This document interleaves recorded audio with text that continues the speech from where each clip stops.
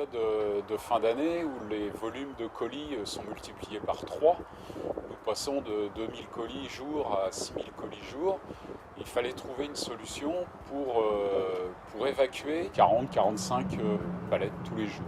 Il y avait plusieurs solutions. C'était soit de mettre une benne dans la cour et puis de jeter ces palettes, soit de trouver quelque chose qui permette de faire un peu d'économie circulaire. Et comme j'avais déjà travaillé sur des ateliers, sur de la RSE, c'est-à-dire de la responsabilité sociétale des entreprises, je trouvais que c'était vraiment intéressant de pouvoir partir sur cette formule, en sachant que les palettes normalement auraient fini brûlées pour la plupart du temps ou en copeaux. Ils arrivent à donner une deuxième vie à ces palettes en animant des ateliers, et c'est ça qui m'a intéressé. L'association est passée tous les jours sur l'agence, du lundi au vendredi. Ça représente 40 palettes par jour, sur 5 jours, 200 palettes, 4 semaines, 800 palettes qui sont reparties.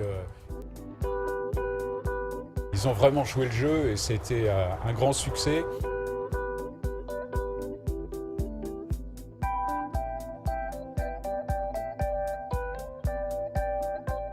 J'interviens sur différents publics, soit par du collectif ou de l'individuel, dans l'accompagnement pour la réalisation de différents mobiliers à base de récupération de palettes.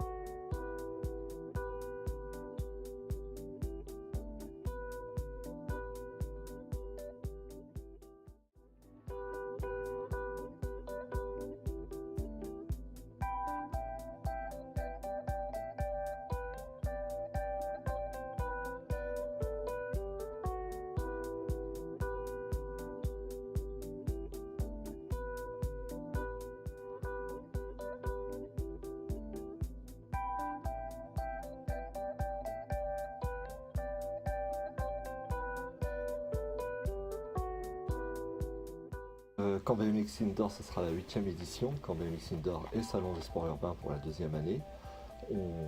Ça va se dérouler les 24 et 25 et 26 février. C'est un événement qui regroupe environ 1500 sportifs. Il y aura 6000 spectateurs, il y aura 7-8 disciplines. Camp BMX, qui est situé à la Grâce de Dieu et à la Guérinière, travaille régulièrement avec l'association Art Itinérant.